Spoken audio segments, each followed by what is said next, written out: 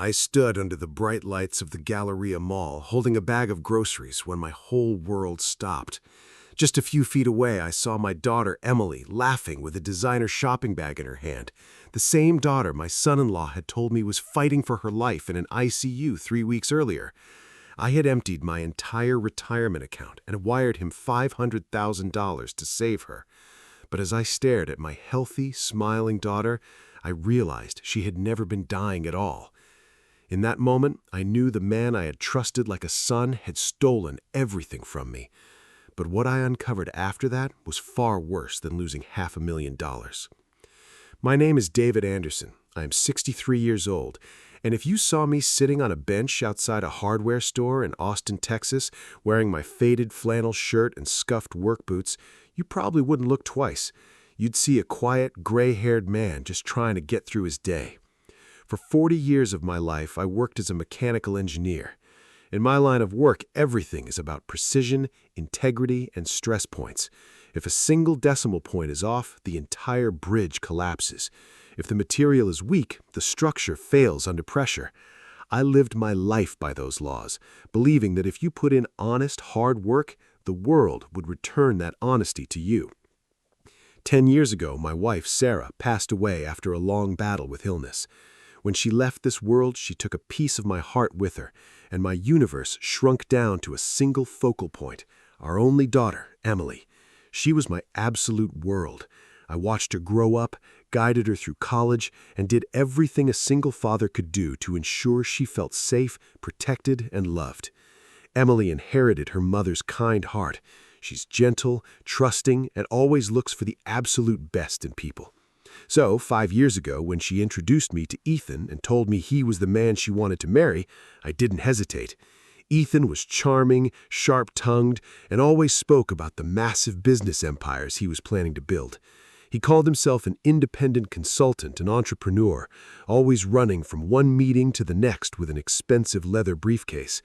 To be completely honest, my gut sometimes whispered that he was a bit too smooth, a bit too eager to impress. But when I looked past him and saw the sheer joy and radiant smile on Emily's face, I shoved my doubts deep down into the dirt. I forced myself to believe in him. I welcomed him into my home, sat on the back porch over barbecues, and treated him like the son I never had.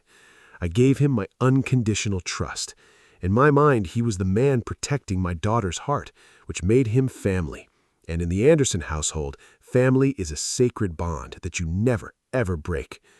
I thought I was building a solid foundation for my daughter's future, ensuring she would always have a strong safety net.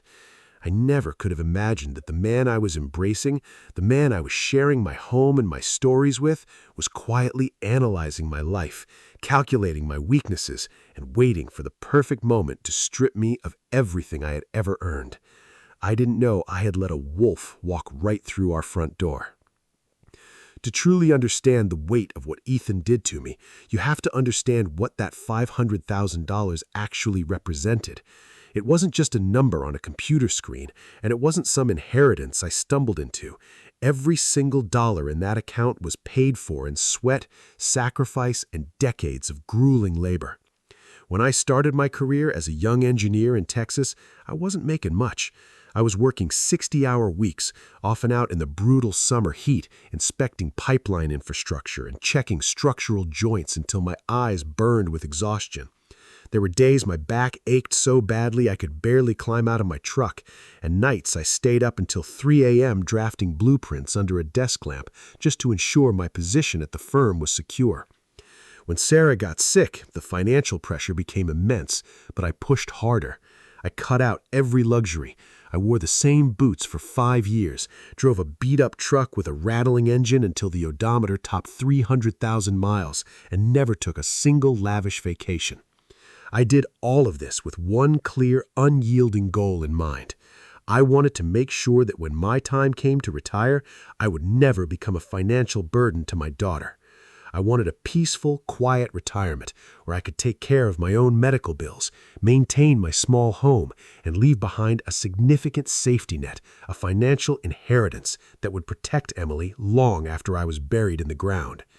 By the time I turned 62 and finally signed my retirement papers, I had hit my target.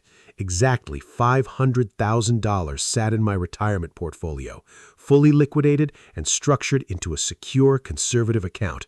It was my life's work, preserved in liquid cash. And during all those years, Ethan was watching. Over the 5 years he was married to Emily, Ethan positioned himself as the struggling, ambitious entrepreneur who just needed one big break. He was always launching a new startup, pitching a new tech app, or investing in some revolutionary consulting firm. And every single time, within 6 months, the venture would quietly collapse. He'd come over to my house, sit on my porch, and sigh heavily, talking about how the market was rigged or how his partners had cheated him. Because I loved Emily and because I wanted their household to be stable, I became their ultimate financial cushion. When their HVAC system broke down and flooded their basement, I wrote a check for $8,000 without blinking. When Ethan claimed he needed a newer, more reliable vehicle to impress high-end clients for his consulting business, I quietly advanced them $15,000 for a down payment, telling them to pay me back whenever things turned around. When they wanted to take an anniversary trip to Hawaii but couldn't afford it, I secretly paid for the flights and the resort, just so my daughter could have the vacation she deserved. I never kept score. I never threw my assistance in Ethan's face. I was the classic giver, and Ethan quickly realized that I had a massive, unprotected soft spot when it came to the well-being of his family. He smiled to my face, ate dinner at my table, shook my hand on Father's Day, and called me Pop. He made sure I felt appreciated, ensuring I remained comfortable and unsuspecting. But behind that charming smile, his predatory mind was mapping out my finances. He knew exactly how much I had in the bank. He knew that my engineering mind was hardwired to solve problems, and he knew that my fatherly heart would lay down its life for Emily. He didn't just want a few $1,000s for a car or a bill anymore. He wanted the whole pie. He wanted my entire life's savings, and he engineered a lie so dark, so manipulative, that it would completely tear my world apart. It was a Tuesday night in late October, around 8:30 p.m. A cold, miserable Texas rain was drumming against my living room windows, and I was sitting in my armchair with a cup of black coffee reading an engineering journal. The house was completely quiet. Then out of nowhere, my front door didn't just open, it was practically kicked off its hinges. I jumped out of my chair as Ethan burst into the house. He was drenched from the rain. His hair was matted to his forehead, and his clothes were completely disheveled. But it was his face that struck terror straight into my gut. He was sobbing uncontrollably, gasping for air, his shoulders shaking violently. I had never seen a grown man look so utterly broken. "Ethan, what is it? What happened? Is Emily okay?" I yelled, dropping my journal as I rushed toward him. He couldn't even speak at first. He collapsed onto his knees right there in my entryway, burying his face in his hands, letting out these horrific guttural groans. Panic, pure and icy, flooded my veins.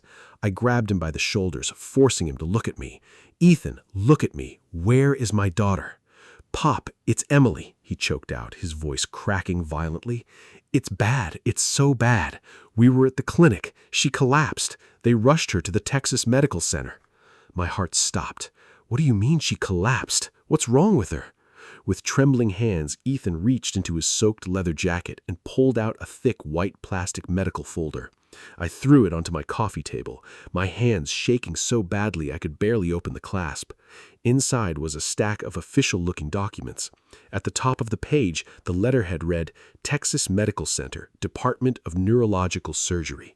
I scanned the words, my eyes blurring with tears of terror. Terms like aggressive neurological lesion, acute cerebral edema, and stage 4 progressive encephalopathy stared back at me. There was a detailed breakdown of an experimental, highly advanced surgical procedure that needed to be performed at a specialized neurological institute in Heidelberg, Germany. "The doctor said it's an incredibly rare, rapid-onset condition," Ethan cried, wiping rain and tears from his face. "They said it's a miracle she even survived the collapse. "Pop, the tumor is pressing against her brainstem. If she doesn't get into that specialized surgery in Germany within the next 3 days, she's gone. They give her 72 hours." I couldn't breathe. The room was spinning.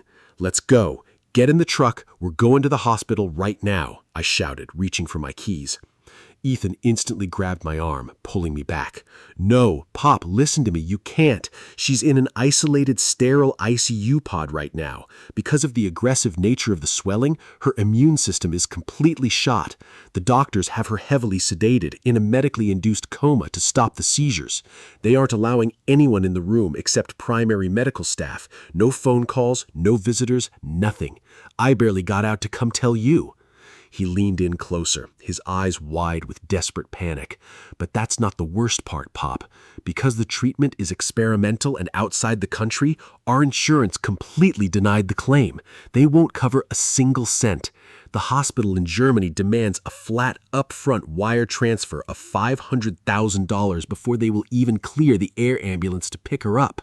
If the money isn't in their account by Friday morning, they won't take her case." Ethan fell back onto the floor, clutching my knees. "I don't have it, Pop. I tried calling the banks. I tried getting a hard money loan, but they all turned me down because of my business credit. My wife is going to die because I'm a failure. I can't save her." I stood there in the center of my living room, looking at the forged medical charts, looking at my sobbing son-in-law, and listening to the sound of the rain outside. I didn't see a decimal point out of place. I didn't see an engineering flaw. All I saw was my little girl, my Emily, sedated and dying in a cold hospital bed, running out of time. "Stand up, Ethan," I told him, my voice suddenly becoming completely calm, completely steady. "Stand up." He looked up at me, his eyes red and swollen. "Your wife is not going to die," I told him. "Go home, pack her bags, and get ready for that flight. I will handle the money."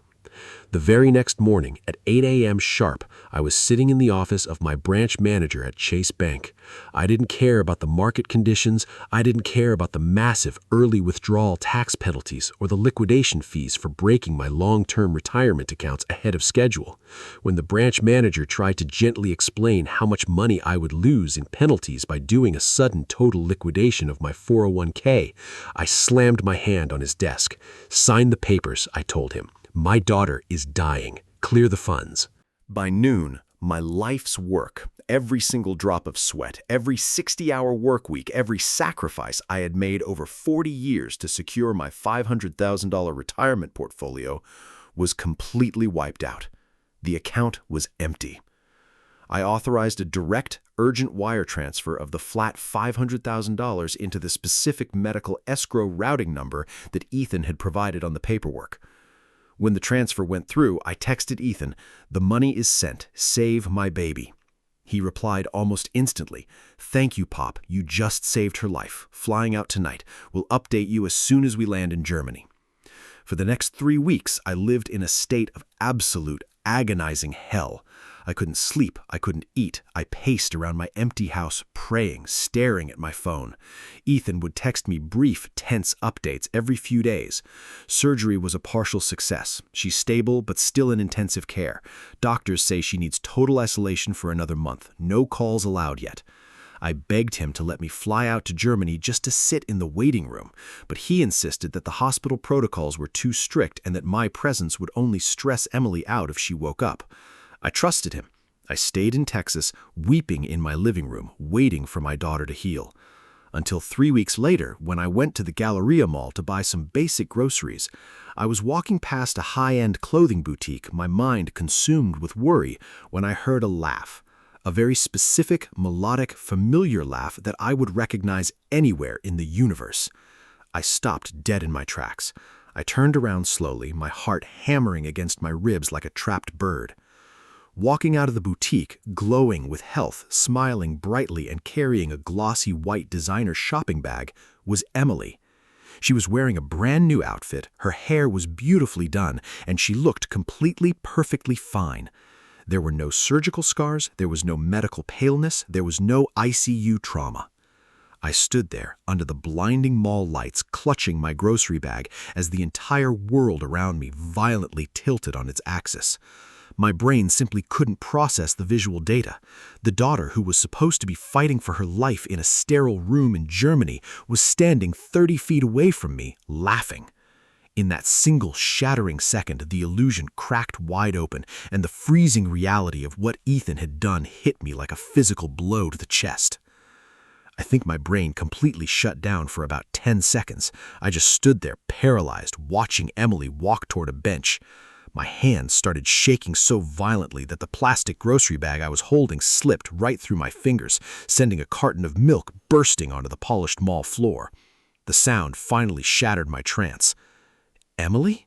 I choked out. My voice was barely a whisper, but in that crowded mall, she somehow heard me. She turned her head, her eyes scanning the crowd until they locked onto me. Her face instantly lit up with that beautiful, bright smile I had been praying to see for weeks. "Dad!" she yelled, jogging over to me in her high heels, her designer shopping bag crinkling against her leg. She threw her arms around my neck, hugging me tight. "What are you doing here? I've missed you." Holding her in my arms, feeling the warm, solid reality of her breath against my shoulder, a wave of pure confusion and terror washed over me. I pulled back, grabbing her by the shoulders, my eyes frantically searching her face, her head, looking for any sign of a surgical scar, a shaved patch of hair, or a medical port. "Dad, what earthly are you talking about? Germany? Surgery? I've been right here in Austin. I haven't even left the state." The air left my lungs. "What do you mean you've been here? Ethan came to my house 3 weeks ago sobbing. He showed me your medical files from the Texas Medical Center. He said you had a massive brain lesion, that you collapsed at a clinic, and that you needed a $500,000 emergency operation or you'd be dead in 72 hours. Emily gasped, her face turning completely pale, the color draining from her cheeks in a matter of seconds. She dropped her shopping bag and it hit the floor with a loud thud. "Dad, no. No, that's impossible. I never collapsed. I've never even been to the Texas Medical Center. I'm completely healthy. I've been working my normal shifts at the boutique all month." "But the money, Emily," I screamed, a few people in the mall turning to look at us. "The $500,000. I emptied my entire 401k. I liquidated my entire life savings and wired it to the medical escrow account Ethan gave me to pay for your air ambulance and surgery. He told me you were in an isolated USIS pod and I couldn't call you because of the infection risk." Emily covered her mouth with both hands, tears instantly welling up in her eyes. She shook her head in sheer disbelief. "Dad, I swear to you I didn't know about any of this.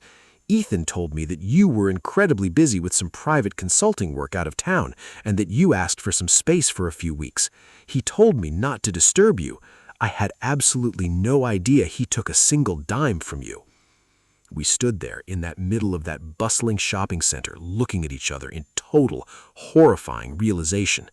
The pieces of the puzzle violently smashed together in my mind.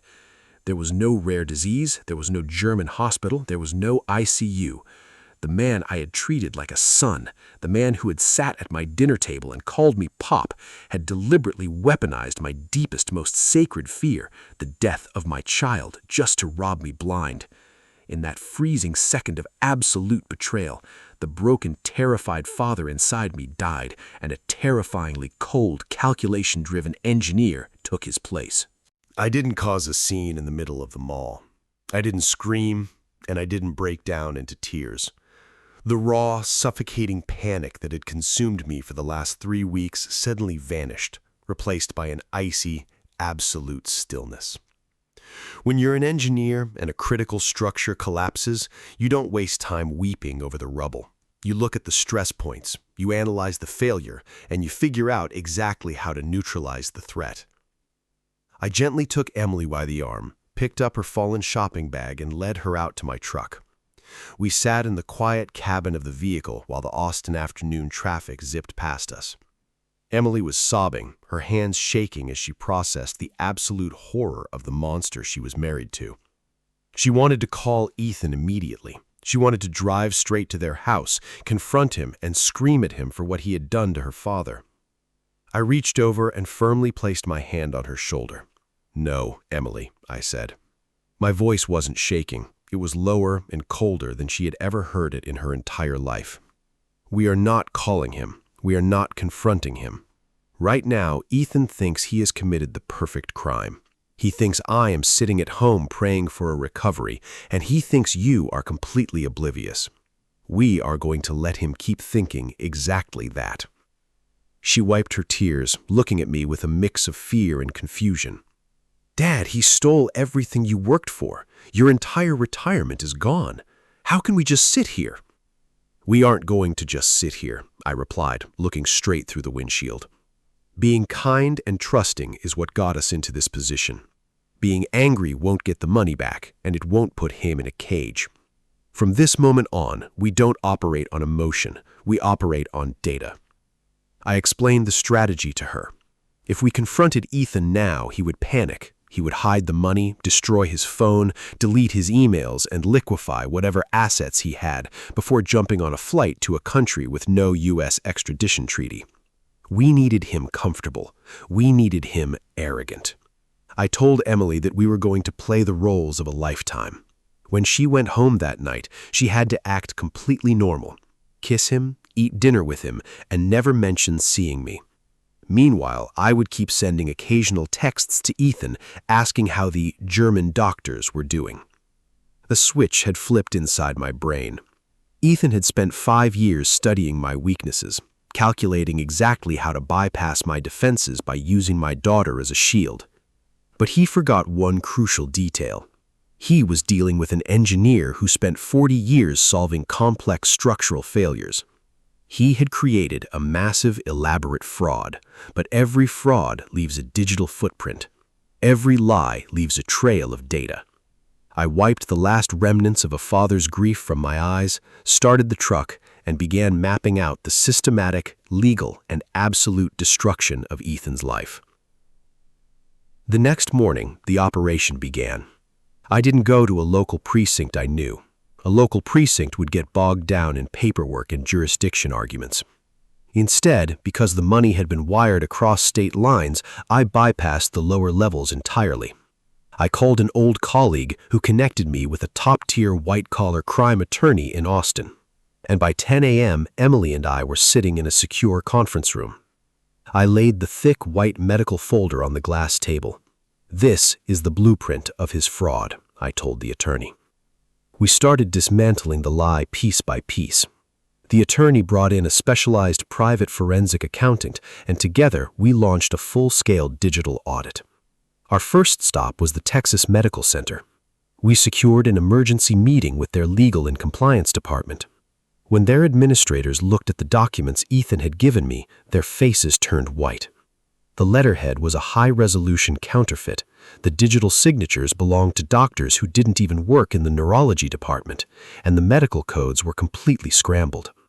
The hospital signed a sworn affidavit stating that Emily Anderson had never been a patient and that the paperwork was a total fabrication. Next, we attacked the digital trail. I provided the forensic team with every single email Ethan had forwarded me from the supposed Dr. Harrison in Germany. Within 4 hours, the tech experts tracked the IP addresses. The emails hadn't originated from Heidelberg, Germany. They had been sent from a prepaid burning device right here in Austin, routed through a cheap VPN and timed perfectly to match the hours Ethan claimed he was at the clinic. But the most critical piece of data was the money trail. We brought our findings directly to the Federal Fraud Investigation Team at Chase Bank. Because I had the original wire transfer receipt, the bank's security division was able to track the exact routing and account numbers where my $500,000 had landed. When the forensic accountant pulled up the transaction history, my blood turned to pure ice. The account wasn't a medical escrow fund at all. It was a corporate account registered under a newly formed shell company called EA Elite Holdings LLC, with Ethan listed as the sole owner. And the money hadn't stayed there for long.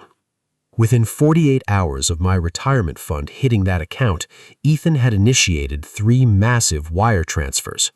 The first was a $420,000 flat cash payment to a luxury real estate development company in Miami, Florida. The data showed he had purchased a fully furnished, high-end waterfront condominium overlooking Biscayne Bay. The second transfer was a $45,000 down payment on a sleek, high-velocity sports boat docked at a nearby marina. The remaining cash was being funneled into a separate checking account, which was actively being drained through daily high-end luxury expenditures in Miami: designer clothes, luxury rental cars, and five-star dinners. While I was sitting in my dark living room in Texas, eating instant noodles and praying for my daughter's life, Ethan was flying back and forth to Florida, living like a millionaire on my 40 years of sweat and sacrifice. He had even set up a mail forwarding service so Emily wouldn't see the Florida financial documents arriving at their house. With all this data compiled into a flawless, airtight portfolio, our attorney formally handed the case over to the FBI's Financial Crimes Division. Because it involved wire fraud across state lines, identity theft, and bank fraud, the federal authorities took immediate jurisdiction. For 2 weeks, the trap remained completely invisible. I kept playing my role perfectly. Every 3 days, I would send a text to Ethan. "How is her recovery looking today? Let me know if I need to wire more for medication." He would reply from his luxury condo in Miami, sitting on the balcony I paid for, typing, "She's fighting hard, Pop. The medicine is expensive, but your money saved her. Just keep praying." I would look at his texts, feel the cold rage burning in my chest, and reply, "I am praying every day, Ethan. Justice is coming." He thought I was a broken old man clinging to hope. He had absolutely no idea that the FBI was already monitoring his accounts, tracking his location, and preparing the heavy iron cage he was about to spend the next decade of his life inside. The hammer fell on a warm Tuesday morning in Miami. Ethan was sitting on the balcony of his $420,000 waterfront condo, drinking expensive champagne in a designer bathrobe when the front door was breached. A team of federal agents swarmed the property, threw him to the floor, and clamped steel handcuffs around his wrists. He was arrested on a grand jury warrant for federal wire fraud, bank fraud, and aggravated financial identity theft. He didn't even have time to change out of his luxury clothes before he was dragged into the back of an unmarked government vehicle. 2 months later, I walked into the federal courtroom in Austin, Texas. I was wearing my best suit, my posture straight, my expression completely unreadable. Emily sat right next to me, her hand gripping mine. When the guards led Ethan to the room, the arrogant, charming entrepreneur was completely gone. He was wearing an orange jumpsuit, his hands chained to his waist, looking pale, defeated, and terrified. As he walked past our bench, he looked at me with desperate, pleading eyes. "Pop, please," he whispered, his voice cracking. "It was a mistake. Let me explain." I didn't blink. I didn't say a word. I just stared straight ahead, watching him take his place at the defense table. The trial didn't last long. An engineer's blueprint doesn't leave room for interpretation, and neither did our evidence. The federal prosecutors laid out the pristine digital trail we had built, the counterfeit medical records, the forensic IP address tracking showing the fake emails came from Austin, and the undeniable bank records showing my retirement funds moving directly into his Miami condo and sports boat. Ethan's defense attorney didn't even attempt to fight it. Right before the judge stepped up to deliver the final verdict, Emily's lawyer stood up and walked over to the defense table. In front of the entire courtroom, she served Ethan with official, finalized divorce papers. She didn't want a single asset from him. She just wanted her name stripped away from his monster legacy forever. The federal judge looked down at Ethan with pure disgust. He commended the forensic team and sentenced Ethan to 12 years in a federal penitentiary without the possibility of early parole. Furthermore, the court issued an immediate criminal asset forfeiture order. The U.S. Marshals seized the Miami waterfront condo and the sports boat, liquidating them at a federal auction alongside his frozen bank accounts. Because we acted so quickly before he could waste the bulk of the cash, the court successfully recovered and returned $465,000 of my stolen retirement funds back into my account. Today, I am sitting on my back porch in Austin, watching the sunset over the Texas hills, drinking a fresh cup of coffee. Emily is in the kitchen, laughing as she prepares dinner for the two of us. My retirement account is whole again. But the real victory isn't the numbers on the screen. The real victory is the peace in this house.